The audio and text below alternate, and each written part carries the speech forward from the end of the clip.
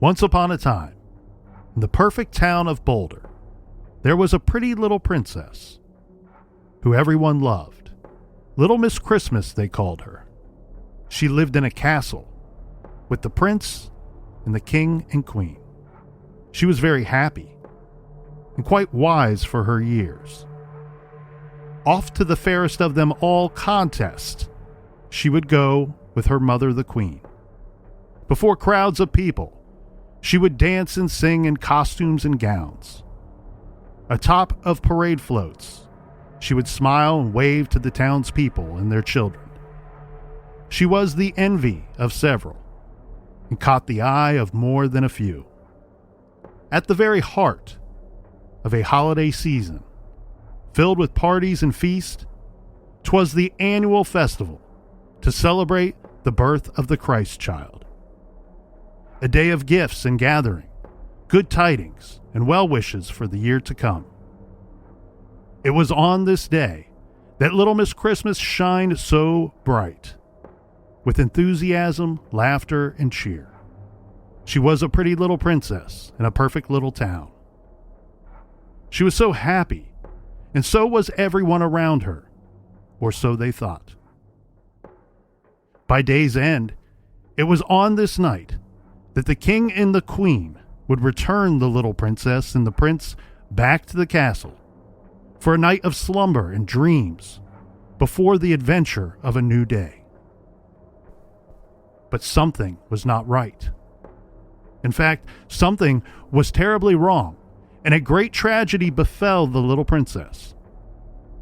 Under the black cloak of the night, the princess was mysteriously slain.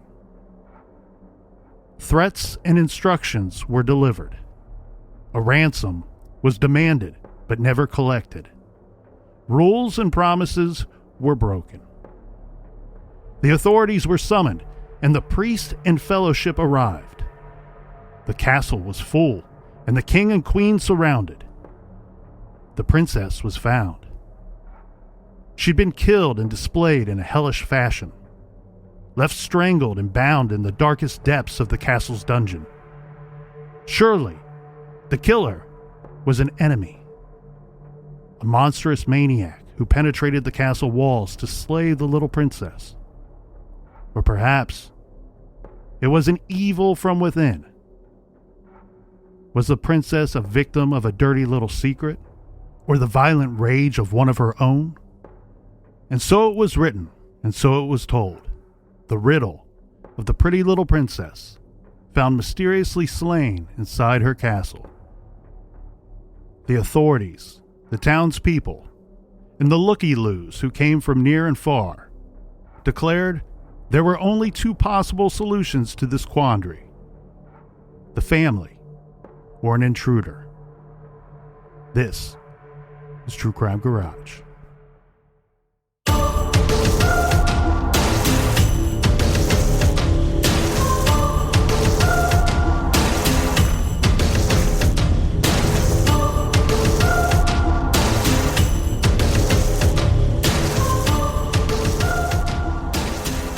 Very excited today, Captain, because veteran crime journalist Stephen Singular is joining us here today in the garage with his wife Joyce to offer an original perspective on the killing of JonBenet Ramsey. Stephen Singular was in Boulder, Colorado for much of the murder investigation. In his book, Presumed Guilty, Stephen Singular methodically details a volatile situation. He asserts that great confusion in the public perception of the case inflamed tensions among the district attorney and the Boulder Police Department and other factions to a point where the investigation may be stalemated. Singular's perspective exploration of the near universal call for the Ramseys' heads reveals the gritty power struggles and class schisms that underline the shiny, comforting facade of the Boulder region. Stephen Singular calls into question an overlooked possible very important aspect of this case. JonBenet was merely one of many little girls leeringly displayed as things of beauty by the child pageant industry, whose evil twin is the child porn producers and collectors, which in the 90s was hugely expanded because of the internet. Although Stephen claims at points to have uncovered voluminous evidence, he incorporates a few of the particulars, giving his own conspiracy theory. Singular's ultimate scenario that neither parent personally murdered JonBenet, but one parent's unwitting involvement led to attempts at concealment bears consideration. And that is why I invited Stephen and Joyce Singular to join us here today in the garage to discuss many of the aspects of this case that I would wager that many have never heard of before. We want to welcome you to the garage, and thanks for joining us here today. Stephen and Joyce, for years we've been spoon-fed this idea that we have to come to one of the following two conclusions in this case. Either the family did it or an intruder did it. And you say maybe there's some other questions that we should be asking about this still unsolved murder case. So, Mr. Singular, why not the Ramsays? There was no pathology at all emerging from the Ramsay family. No even anecdotal examples of, slapping a child or abusing a child in some way. No connection of John to that sort of thing either. So it was just looking like this might be a more complicated case than was basically being presented. As soon as the Patsy did it theory came out, on the one hand, the Ramsays themselves were promoting, or their team, I should say, their legal team, more the idea of the intruder did it. But when you look at that, as far as I am aware, there has never been a case in American crime history where there's a body and a ransom note in the same location. And so that raised all kinds of questions and issues that didn't seem to make any sense. So we started just thinking, again, months go by, and all of January, all of February, all of March, about 100 days, and there's no movement at all in the case. And we started to basically ask the question, is there a third option here? And then you have to remember that this was the beginning also of the 24-hour cable news cycle. So they kept repeatedly showing that the images of JonBenet, walking across the stage in various costumes, singing, dancing, this was shown a lot. And it got into people's psyche and consciousness, and people started, making judgments. And, people would, even local media people, talk show hosts would, just pound into the microphone that, Patsy did it. Patsy had to have done it. Patsy did it. Patsy did this. Patsy did that. And we just thought that was wrong to be potentially influencing a jury pool, Right. And so we just decided to go look in other areas that hadn't and weren't being investigated. Right. So as Joyce said earlier, when we started talking to the pageant mothers, who again, some of them knew Patsy quite well, and knew JonBenet, and they kept telling us the same story over and over again, that her primary photographer, Randy Simons, had behaved very bizarrely in the aftermath of the murder. They'd known him for years. He'd taken pictures of their daughters at pageants and other venues, and they said he was calling them up after midnight, screaming and crying, saying, "I did not kill JonBenet. I did not kill JonBenet." But nobody had accused him of killing JonBenet. Right. So it was like, methinks he does protest too much. It was very odd. Very odd that he is defending himself when nobody's accusing him of the crime. Was there anything odd or weird about the Ramsays? The one thing about the Ramsay family that was unusual was that they did dress JonBenet up like this and, put her out into the world of beauty pageants. Some of the mothers said that there were very suspect characters that came to the child pageant and were in that world, even people they had asked to be removed from it. So it is true that that was unusual that Patsy did that with JonBenet, but that opens the whole case up to whole other subcultures.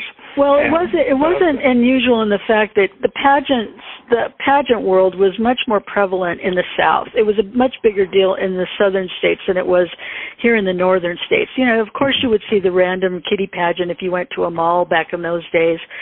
But what we thought was that, you know, JonBenet was an extraordinarily beautiful child, and she had a lot of makeup on and a lot of provocative costumes. And the natural thought was, who might have inadvertently been sexually charged by watching her in those pageants or in those costumes? Who might you be inadvertently stimulating? You know, a sponsor, a spectator, a judge, anybody. Right. So, again, 100 days went by. There was no movement in the case. I decided to contact the district attorney in Boulder, Alex Hunter, and to my real surprise, he invited me to come up there and meet with him and talk about some of the things that you know, we've been looking into, some of the people we've been talking to, and the whole internet angle of this, with child porn just seemingly running rampant, you know, and sort of the underbelly. He didn't know the name of Randy Simons when Steve presented it to him. He didn't know. Yeah.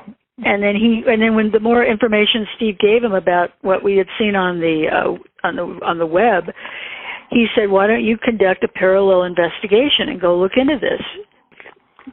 Because the Boulder police were not looking at any of those angles.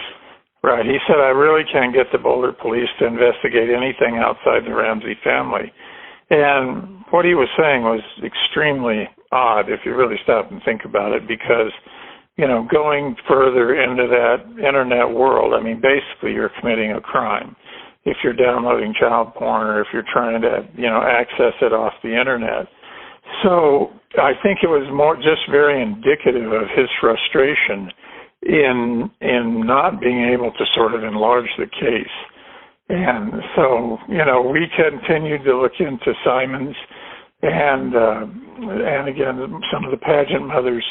And again, we took information to him. This went on for a couple of months. So it was clear, I mean, as time went on, it was just seeming to be more and more clear that this is not a simple case. And why, if it's a complex case, should we be limited to two choices? So the book, the first version of Presumed Guilty, came out in June of 1999, which by that time is 2.5 years into the case. There's still no movement in the case, and so that third scenario is being offered up. And the third scenario essentially said, what if the Ramsays have been presented either totally guilty or totally innocent? What if there's some space in between there? What if they would be maybe guilty of something but not guilty of murder? Is that a possibility? And would that explain some of the complexities on the surface of the crime, such as a body and a ransom note found in the same place? You met a lot of the players involved, and at times your book dances around this idea that maybe there are certain people involved in this investigation that don't really want to fully investigate or solve this case. I found it so interesting that in April of 1997, the Ramsays camp publicly stated that the leadership in the Boulder Police Department lacks the objectivity and judgment necessary to find the killer of JonBenet Ramsey. That's a quote. So that's similar ideas. Can you talk about some of the players that you met along the way and talk about the possibility that they may not either want to solve it or may not have the capabilities to solve this case? One of the aspects of this, and the kind of big view of it, in the title, you know, there is the word the media. And one of the things that happens many times in criminal cases is that, you know, the event happens and then the media presents it in a certain way. And it is just extremely difficult to get past, that first wave of what is presented to the public. I mean, that's been the Ramsey case is sort of the ultimate example of it. So 27 years later, if you go on the internet today, you'll have two groups arguing. One will be IDIs, the intruder did it. The other group will be RDI, the Ramsays did it. And there's no other alternative. And so that has always been a part of what's fascinated me, with crime in the modern media.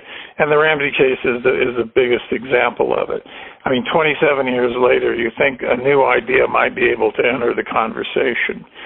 So what happened in the Boulder Police Department, I mean, yes, they were understaffed on the day of the crime. Yes, they did make mistakes in the initial hours. I mean, if you thought this was an actual kidnapping, you would probably want to get the people out of the house. And also, as a private investigator told us once, if you don't do homicides a lot, you don't do homicides well. That's absolutely a great quote. And they weren't known for a lot of homicide cases in Boulder. They'd had one that year. Yeah. And so they did not, handle the crime scene well and all of that. The biggest part of that, at least from my perspective, is that in the fall of 1998, which is approaching 2 years into the crime, the District Attorney Alex Hunter decides to call a grand jury. And so that process takes 13 months. Most murder cases did not take anything like 13 months to reach some sort of conclusion by the grand jury. And so my book came out in June of 99. The grand jury ended their work in October of 99. And Hunter called a big press conference, and he said, we're not going to indict anybody, and we're going to seal the grand jury's work forever. So here you are, 3 months into the most notorious criminal crime or crime ever in Boulder or Colorado. And the public has spent a couple $1 million to try and get an investigation going. The grand jury heard from, reported about 100 witnesses, and there were about 30,000 pages of documentation. And the result of all of that is we're going to seal this forever and keep it away from the public. It's curious when it happened in 1999. It's a whole lot more curious what happens later on. And that is essentially that 14 years go by, and the local paper in Boulder, the Camera, sues the district attorney's office, which is now on its third district attorney since the crime occurred. And they get 4 of the 18 pages of the grand jury report released. Really, 4 paragraphs. 4 paragraphs. And this is, I think, and we think, probably the most important thing to convey to the audience listening to this.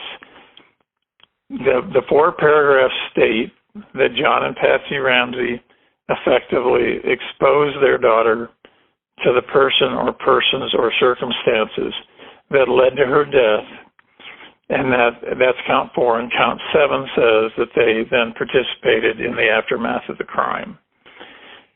So that is the middle ground for the case. That's not saying the Ramsays killed their daughter, and it's not saying an intruder came in the house and killed their daughter. It's saying that some other scenario unfolded on that night, and complete guilt or complete innocence is not the conclusion of the only legal body that's ever studied the case and reached a legal conclusion. That to me is not only the most significant thing that's happened in the last 27 years legally regarding the case, but what's just as significant is that the media effectively totally ignored this and totally stuck with the intruder theory or the Ramsays did it theory. And to me, it's one of the reasons, it just shows why the case has been so hard to move forward. both from the legal perspective and the media perspective. So do you think there's a fundamental question here about this case? Well, the fundamental question is this: why does a district attorney sit a grand jury for 13 months, go to all that trouble and expense, they reach a legal conclusion that was clear, and then you choose to bury it? What is being concealed? What's in the other 14 pages? Why don't they want the public to know that? Does the public have the right to know that? And what's being covered up? That's the fundamental question. And in my view, it hasn't been pursued enough by the people really looking into the case. You had a close, I don't know if I would call it close, but a somewhat working relationship with Alex Hunter, who's the district attorney in Boulder at the time of the murder.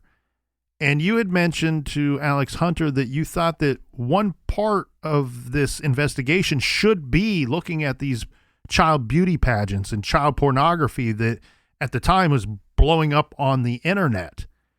And he tells you that, okay, why don't you go and investigate that? I can't get Boulder PD to look into different aspects other than the Ramsays.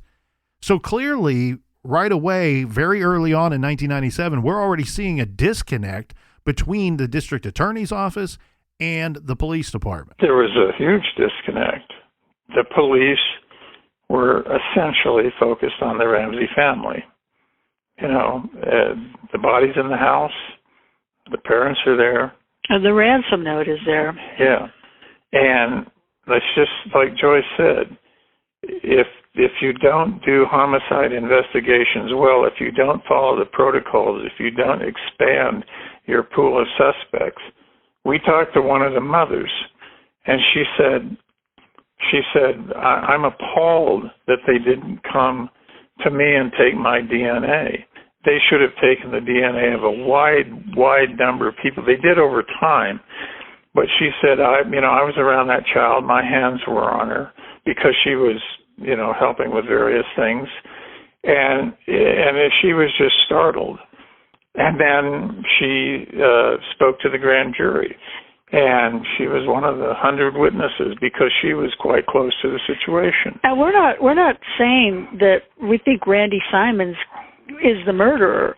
We're just saying that there seemed to be some sort of connection between photography and child beauty pageants and photographers surrounding the pageants, and it should have been looked into. And then fast forward in time, when we got a tip through our website, and was it 2013? 2019? Yeah. No, 2013 when that woman came forward through our website, and she lived in a trailer park in Oregon, and she said that Randy Simons was living there too, and he had offered to take her small granddaughter to the restroom, and she thought it was inappropriate that he should be asking to do that. So she Googled his name, and it came up in relation to presumed guilty. So she contacted us through the website, and we've had a telephone conversation with her. So there's that. And then in 2019, we get another tip from our website saying that Randy Simons has been arrested for 15 counts of child pornography.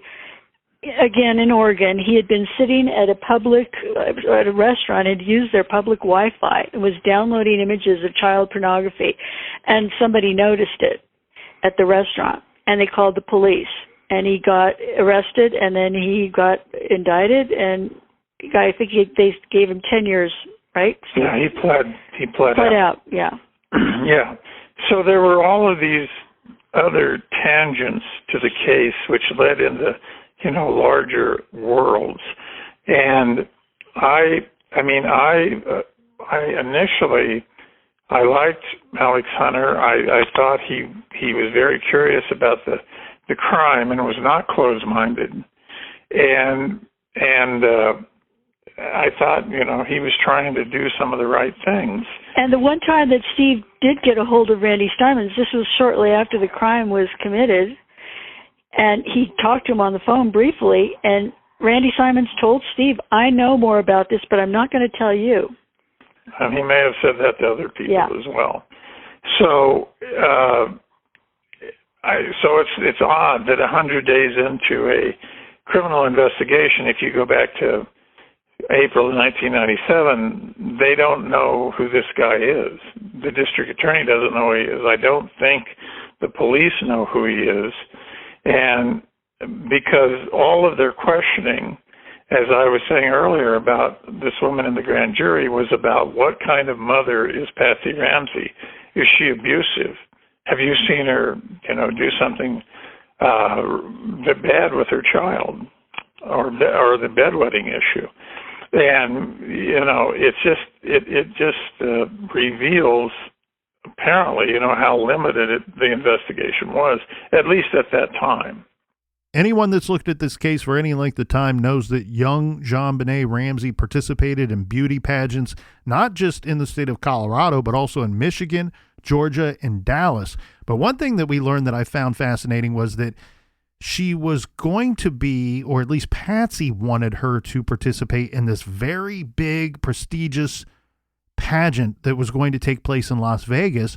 But her husband, John Ramsey, says, no way. We're not going to Las Vegas to do a child beauty pageant. And that was going to take place in 97.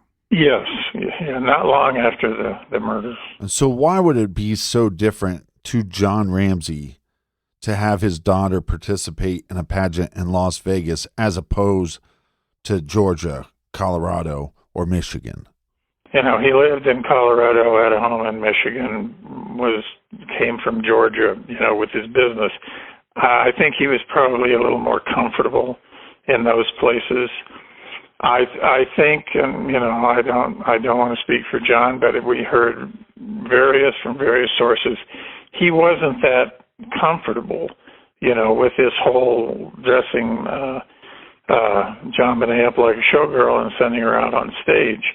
But his wife is a cancer survivor. This is something she loves to do with her daughter. And she was in pageants herself. Right. She was Miss West Virginia. She went to the Miss America contest. So, this was a big deal for her.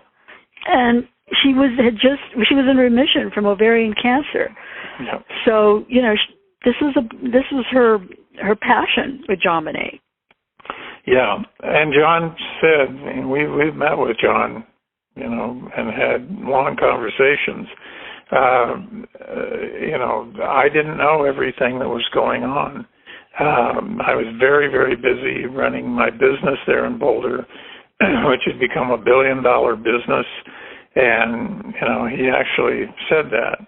So, I think he was just kind of going along with it. Well, he said something to the effect of, we didn't know, we thought Boulder was a nice, good place to raise our children. Yeah, in interviewing him, he said that about 4 or 5 times. And about the 5th time, you start to interpret it as, we did not know who our daughter was being exposed to, which is almost the language of the grand jury. It's not exactly, but it is almost the same as saying we didn't really realize who we were surrounded by. And I think he's telling the truth. And I think that's about as much about that as he could say. So, I just think he drew the line at Las Vegas because, it has a reputation for being quite a bit cheesier than Boulder, Colorado, or Charlevoix, Michigan. And I think he was, street smart enough to think that could be getting into a whole other realm.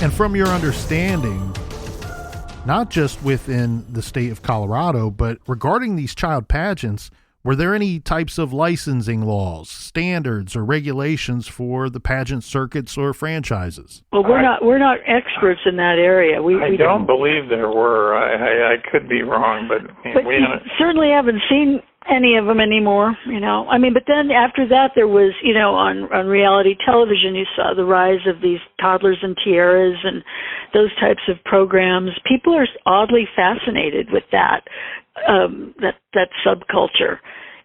Dressing young girls up with false eyelashes and big hairdos, and it's kind of a strange world. When the case began, and we began looking into the online stuff, 97, there were 5,000 worldwide child porn sites. By 2000, there were 100,000. People simply don't realize how much of this activity was going on, and that it wasn't just a sexual underground, but it was business, as Joyce alluded to earlier. There was money to be made from creating images, selling images, manipulating images, and all of that. Think how much more money, say, a photographer could make if they were doing illicit things online as opposed to just doing portrait photography or pageant photography, kitty photography. But then what if they, some of them had some sort of second job online, altering images digitally and buying and selling? That's a much more lucrative business now. Our idea was never that Randy Simons was involved in the crime, but like others, he had knowledge of some of the things that we're talking about, and may have, he obviously was connected to it in some very tangible way, at least later on. And also, two private investigators that we worked with that were prominent in this case, Lou Smith and Ollie Gray, both told us that they thought that there was some sort of photography or videography involved surrounding the case. They didn't go into much more detail because private investigators are notoriously closed-lipped about what they share with you. They usually want more information than you get back from them. But they both said that to us. And they both had access to all of the evidence, which obviously the public doesn't. And that goes back to the grand jury, which had access to all of the evidence in the case, which was massive. What led them to those conclusions, to the conclusions that they reached? The public doesn't know that, and it's hard to imagine that they didn't have access to some of this kind of information. Well, but didn't Ollie Gray even say to us that there was, once he started looking into this in Boulder, there was a lot of sexual subculture going on? Yeah. As there would be in most cities.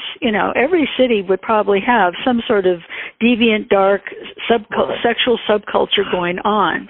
And as time went on, we heard about parties in Boulder involving children, and then after parties involving children. And this, again, raised a whole number of questions.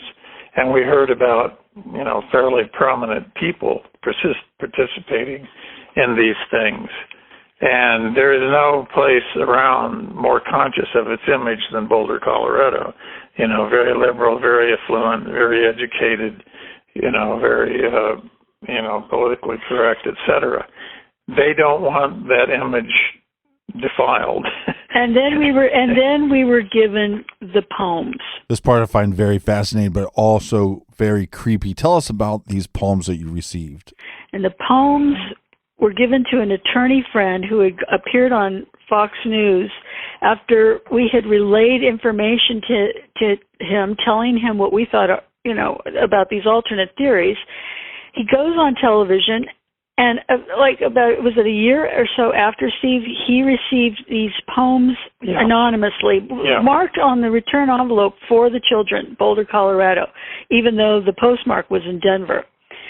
he ended up turning over these poems to us, and they're very sophisticated, very cryptic, like something Jack the Ripper would have written. But they and they turn phrases around in such a sophisticated way. It's astonishing.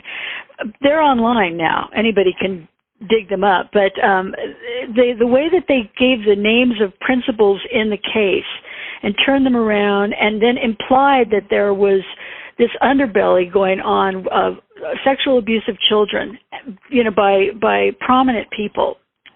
Right. And one of the poems named an individual. This was written in 2000 or 2001, and it named an individual named John Rossi, whose name was not associated with the Ramsay case at all. And 5 years later, Rossi was busted on multiple counts of child pornography. In Westminster, which is very close to Boulder. Right. And so whoever wrote that poem knew about Rossi, knew about child pornography, and knew it was kind of as if they were trying to get this information out to the authorities, but didn't want to be associated with it, which is very understandable. So Rossi was arrested. He was on parole. He was in the system. He was again part of some, subculture involving child pornography. I again went back to the district attorney's office in 2000, around that time, and said, take this to the Boulder Police Department. This guy's on parole. He's in the system. Why don't you go interview him and see what he knows? And nothing ever came of it. A man in Fort Collins, Colorado, just 30 to 45 minute drive or so from Boulder, was arrested in the 1998, or was going to be arrested in the 1998 Wonderland bus, which is a national and international ring of child pornographers online. And he and several other people who were in it immediately committed suicide. And we continue to get information from totally different sources corroborating that photography may have played a role in this case somehow. A business associate in California called us one night and told us that someone had come forward and wanted to tell their story about what they knew about the Ramsay case. He was a photographer, but when he was still living in the States, his home was broken into and his laptop or his computers were stolen. He then subsequently moved to South America. He was so afraid. And then there were other people. The whole John Mark Carr story is interesting. Go ahead. No, go ahead. That's the other. Well, as most people know, in 2006, the summer, John Mark Carr was brought back from Thailand to Boulder. He had more or less said that he was present when JonBenet died. His DNA was tested. It didn't match what was left on the body. And he was released very quickly. That all seemed, pretty rote. Because there was no DNA. Yeah, no DNA. Yeah. And I didn't buy into the story. Right. Joyce didn't buy into the story that he was a killer. But he did have computers, again, going back to the computer world, with allegedly, I think, or possibly, he was an involvement in child pornography. And then that laptop went missing when the Sonoma County Sheriff's Department moved their offices. There was 175,000 pieces of evidence. The only thing that went missing was John Mark Carr's computer. Yeah. This whole case just has this smell about it of do the authorities really want to solve it? And we're just posing the question. But it's the evolution of Alex Hunter from 1997 to going face to face with him and thinking, this guy really wants to know what happened, to let's bury the grand jury report forever. But Steve, mention about what Wickman said. And then in the summer of '97, I went up and talked to Detective Tom Wickman, who was on the Ramsay task force. And he was, as with all police in the middle of an investigation, he wouldn't talk very much. But after I laid out some of the things we're talking about here, especially the Simons thing and the pageant angle and are people being protected in this situation? And he said, I understand that. And he told me about being on a case a few years ago where he'd gotten too close to some prominent person in Boulder, and they just took him off the case. And then he said, this case is not what the public thinks it is. This is not what they think it's about. And he wouldn't really open the door much further than that, but he told me that the things that I was presenting to him were very incisive. And so, he was not in the camp that he was absolutely certain that Patsy did this.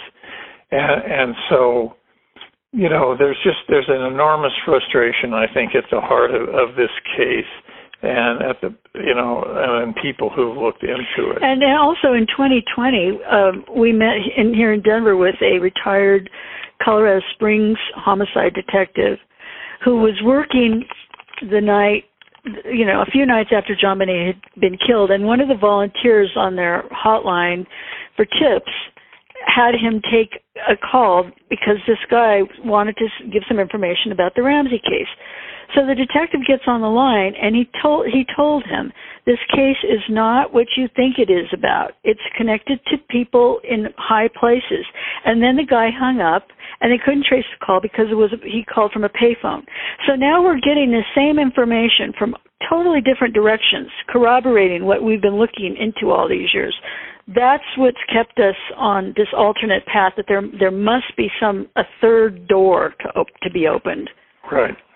So we have this thing with John Mark Carr. They bring him all the way from overseas, magically lose his computer with God knows what was on that thing.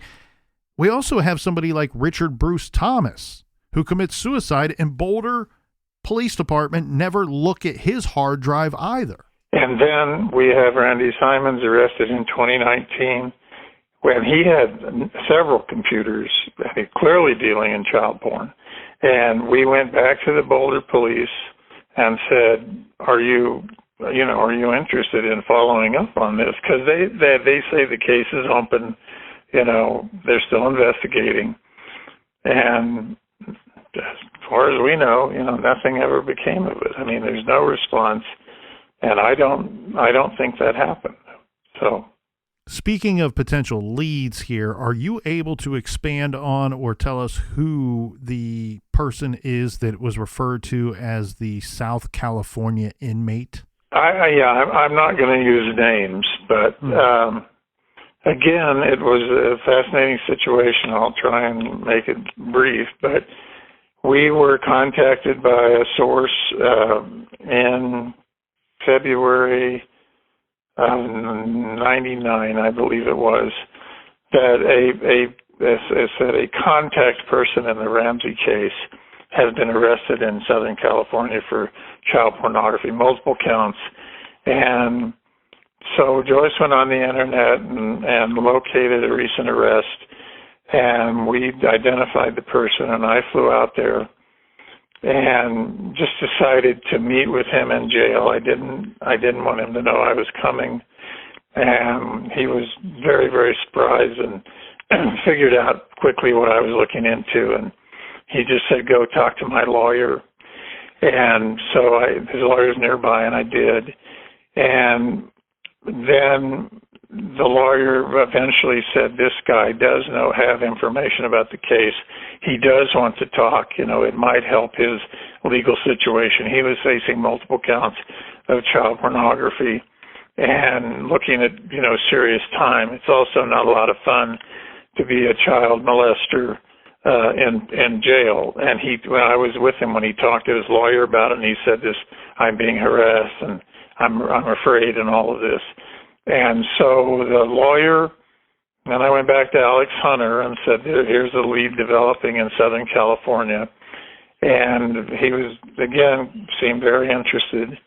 And then the lawyer in Southern California told me, come back out here and this guy's going to tell you what he knows. And then I went out again, and he shut up. He wouldn't say anything. So again, it reiterates the dead silence at the heart of this case, that nobody has told what they know, in my opinion, and there are people who know things here about it, and they move right up to the edge of it, and then the fear is so great, and this may even include Boulder's legal system, the fear is so great of opening this door that you just shut it down. So I've made 2 trips to California. I'm sitting there in front of the guy in jail, and his lawyer just went bonkers, and he said, "You said you'd talk to this guy," and he said, "I don't know anything about that." I mean, it was a classic scene, and so Hunter was very disappointed, and I was more than disappointed, and that's just been the theme of the whole thing. What's the biggest taboo that humans have? Killing children and adding in some sexual component. And this case is exactly about that. It has been limited or tried to be shut down from the beginning, from one angle or another. And, I know that the Ramsays, say that they've cooperated with the police after a certain period of time and all that. Give me one piece of information that's been generated from that has helped the case. To my knowledge, it doesn't exist. So it is dead silence on every side. That's law enforcement, and that's the defense team. And so, here we are. We have a document that says what a legal body concluded. And it is astonishing that the media has not picked up on that and understood it, because it blows the other 2 scenarios to the side. I'm sure in your time of investigating this case and after the book, obviously, you probably had a ton of people reach out to you to get information. Have you had anybody from the grand jury ever reach out to you? No, there are people we know who have reached out to the grand jury, and it's not. That's a very dicey thing legally. We would not reach out to the grand jury. We don't. We wouldn't do that, because that's pretty secret stuff. But we have essentially been told that the grand jury did hear some things about these parties that went on in Boulder, and things in that realm. That's sexual underground. Right. That's the best way to put it, involving children. And we have heard that. Yeah, but you can't approach grand juries. No, you can't. It's against the law. Yeah. No, I was just curious if any of them have ever reached out to you. No, go ahead. We talked about Pam Griffith a little bit, and she says, look, I don't know why the investigators never took my DNA. I'm somebody that was very close with the Ramsay family. I was a seamstress for JonBenet. I had a lot of interaction with them. Is she someone, do we know if she testified at the grand jury hearings? We're not sure about that. She may have. We don't know. But we don't know. But Pam would definitely be an interesting source to talk to about this case. The reason why she was an interesting source was because she was very street smart, whereas some of the other pageant mothers were more innocent, but she had a certain sense of, who to be suspicious of and who not to let her child alone with, more than the other ones that we spoke with. That's what made her interesting to us. Yeah. And Pam Griffin, she is one of the people that tells you that this guy, Randy Simons, who is involved in the pageants and taking photographs of JonBenet, he's calling me in the middle of the night and saying very strange things. She and other ones. She wasn't the only one. But other ones corroborated it. But this weirdo is not just saying strange things. Yeah, he's not just saying, I didn't kill JonBenet. He's saying, I don't have an alibi for the night that she was killed. But Right. why would he be so upset? His DNA was not found at the scene. Right. I mean, his whole behavior is bizarre. And he did say that there was an hour or so the night of the crime that he couldn't account for, whatever that meant. But his hysteria in the wake of this just raised fundamental questions. That's right. Walking down the street of that town in eastern Colorado. Genoa. Yeah, and he was walking naked. How long after the crime was this? About a year? This was in the fall of '98. Yeah, and he was arrested for indecent exposure. He was walking naked down the street in this very small town in the Eastern Plains, saying, "I did not kill JonBenet. I did not kill JonBenet." Again, nobody accused him of killing JonBenet. It sounds like a lot of guilt. Yeah. And again, I don't guilt think it's guilt. For what? Yes. For knowledge of something? Who knows? We just try to ask the right questions. We're not claiming to know who the killer is or what exactly happened.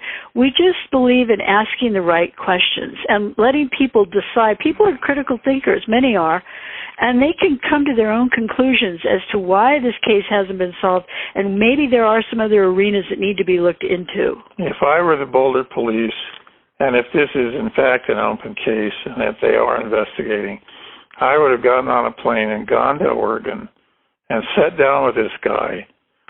I mean, maybe he might have fled some kind of a bargain. Yeah, he might, just like the man in Southern California, and said, this is a chance to help yourself.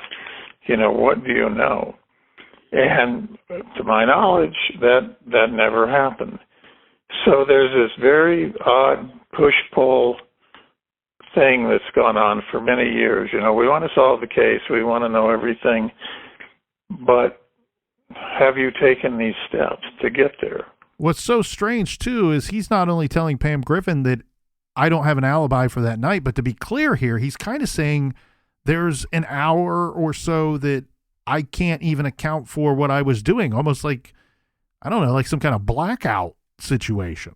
Well, he didn't really explain it. Again, it was just bizarre, hysterical. But he did sell pictures of JonBenet to, I think it's called the Sigma Photo Agency in New York. Right. A lot of those pictures are what ended up in the media, over and over again in the tabloids everywhere. Maybe he had some guilt about that. I know the pageant mothers weren't very happy about that.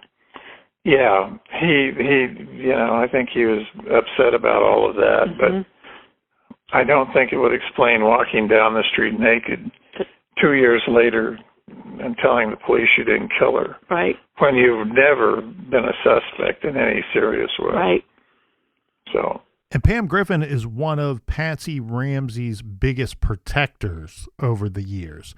And in fact, she goes out of her way to take lots and heaps of criticism for protecting Patsy Ramsey. Right. Pam had gone on television in the months after the crime and sort of spoken up for the Ramseys. I mean, she thought the whole idea that Patsy would kill her daughter was absurd. And, she had been with Patsy 2 days, or actually 1 day after the body was found on December 27th, 1997. And Patsy was just, sharing some things with her that I don't really think have come out in a lot of other venues. It seemed from what she was saying that the Ramseys were really frightened in the aftermath of the crime, and that perhaps they were even being threatened. I mean, we don't know, but their behavior in the aftermath of the crime was also very unusual in some ways.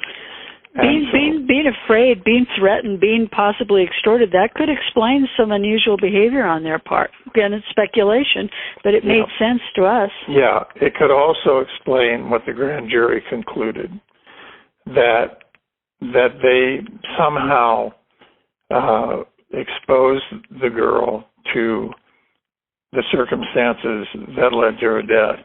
And I would insert the word very in capital letters inadvertently, if that's what happened. I do not think in any way, shape, or form, and I want to make it totally clear, that I think the Ramsays intended any harm to come to JonBenet. I agree. I do not think that's what happened in this case. I think that if you go by what the grand jury said, she ended up in those circumstances. And in the aftermath of that, as Joyce said, if you were being threatened, if that was in the air, what do you do in those circumstances? The grand jury concluded, not Joyce and Steve Singular, the grand jury concluded that they then participated in the aftermath of the crime. And you can go read the counts. The people who are out there count 4 and count 7. So that opens the doorways into more explanations for how possibly a body and a ransom note got in the same location. It might explain some of their behavior in the aftermath of the crime.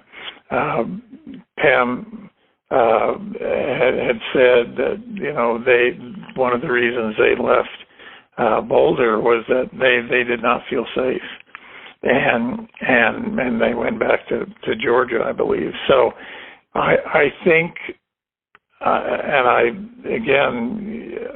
you want to speak very precisely here, but I think the Ramsays were also victims of this crime. Well, and if you've studied this case, you know about the neighbor's claims that little JonBenet Ramsey came to her and was telling the story about a secret Santa visit after Christmas. But now we know that story just didn't come from the neighbor. It also came from Patsy. Right. That's what was told to us. But the neighbor woman, Barbara Kostanek, had an actual conversation that we're aware of that was documented, that JonBenet had told her that on Christmas night she was going to meet a secret Santa. And Barbara Kostanek said, well, you're confused because Santa only comes on Christmas Eve. And JonBenet pushed back and said, no, it's Christmas night. And so that opens up a doorway right there into what she was talking about. And it's never been released who was at that Christmas party that they went to that night. There was a Christmas party at the Ramsays on December 23rd. No, the night on the 23rd. Yeah. Those names have never been released. The names of those people. Why? Why doesn't the public have a right to know who was at that party? How come that's been squelched? And did something occur at that party that would have set up something for 2 nights later? That's another question. Is that what JonBenet was referring to?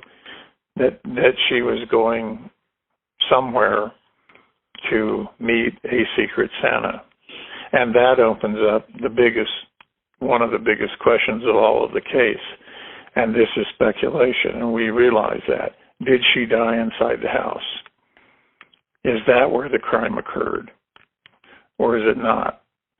And Molly Gray, who was, police captain for years in Houston and private investigator who worked for both of the for the BPD and the Ramsays, said that and this is a controversial point but he thought there would have been blood in the basement where she was found. That may or may not be true, given the skull fracture that she endured that night. But it's a question worth asking. You can't source the duct tape that was on her mouth to the house. You can't source the cord that was around her wrist to the house. I mean, this is what's been reported. So all of these fundamental questions are in play, rather than just, she died in the basement, it was an intruder, it was the Ramsays. I think all of the evidence that's on the margins, if you really look at it, it opens up the definite possibility of other scenarios. And so that's what Presumed Guilty was saying in 1999. As far as I know, the only book that was opening a third door. And that's what the grand jury report appears to be suggesting in 2013 by the conclusions that it drew. And you put all of that together, and maybe we have no idea what happened that night. And we haven't really cracked that doorway at all. And as after 27 years of studying the crime, that's sort of, what I think, and I think what Joyce and I think.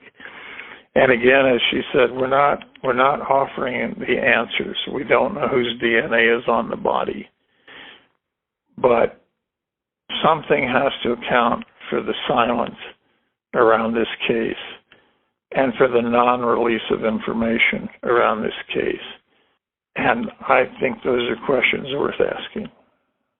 And again, Pam Griffin is so interesting because, as you already pointed out, you found her to be very street smart, but we also know that she was one of Patsy's best friends and one of Patsy's biggest supporters. But one of the most interesting things that she said to you was, quote, "I've always thought that she," meaning Patsy, "knew who did this, but she didn't know that she knew."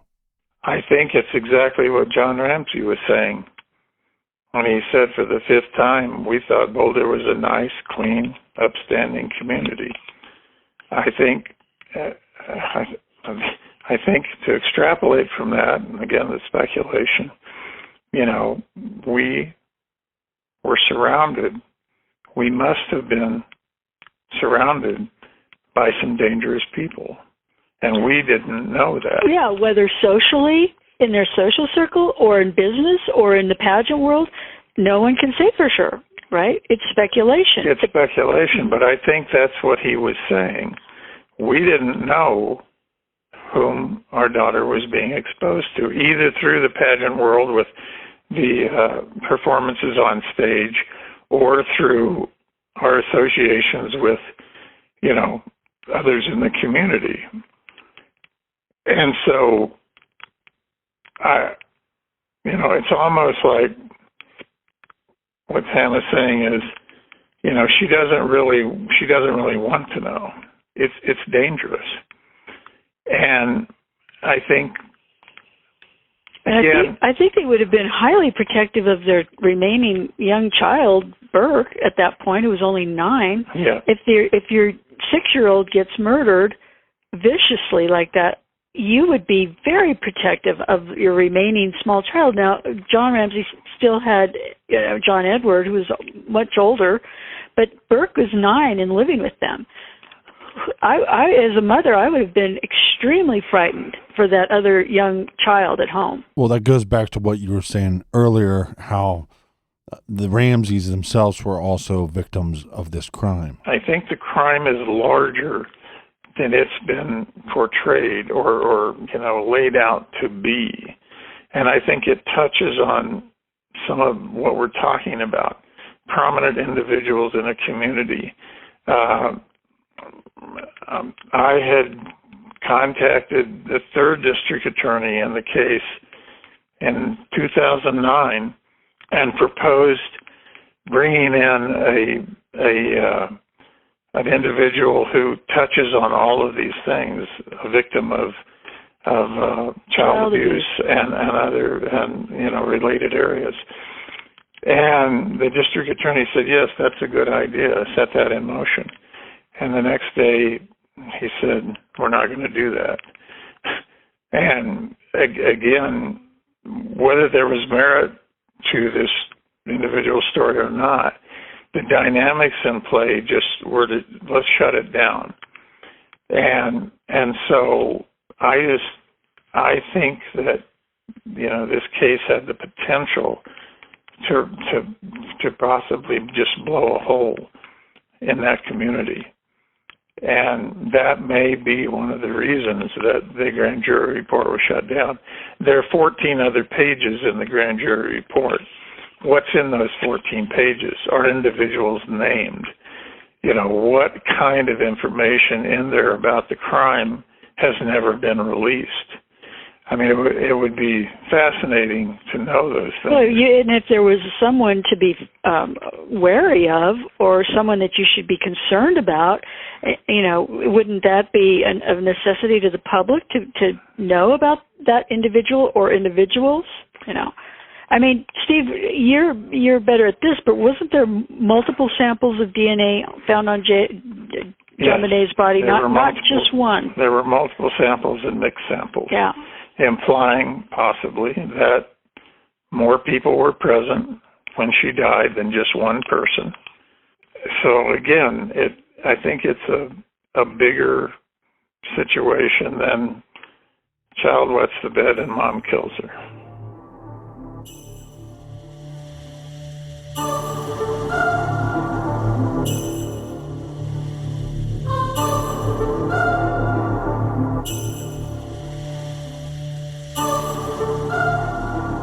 We want to give a big garage thank you and cheers to Joyce and Stephen Singular for being so generous with their time. Make sure you subscribe on whatever platform you are listening to us on. We thank you so much for joining us here each and every week in the garage.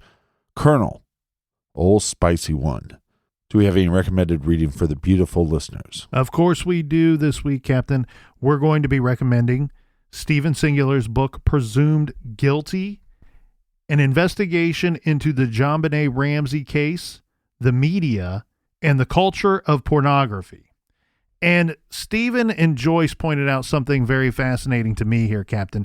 There's multiple formats for this book. The book was originally released in 1999, but there is an updated version on Kindle, the 2016 version, which I highly recommend, and the Singulars recommend that you check out that version of their book, Presumed Guilty, all about the JonBenet Ramsey case. And if you want to learn more about their other works, you can go to StephenSingular.com, and that is Stephen, STEPHEN, Singular.com. And until next week, be good, be kind, and don't litter.